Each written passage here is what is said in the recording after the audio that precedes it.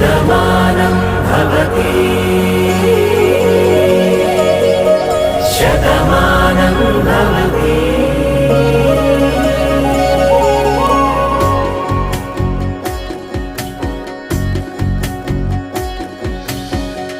మీస కట్టు కుంకుమ బొట్టు కంచి పట్టు పంచే కట్టు అల్లుకుంది అనుబంధము మమతలు ముడివేస్తూ.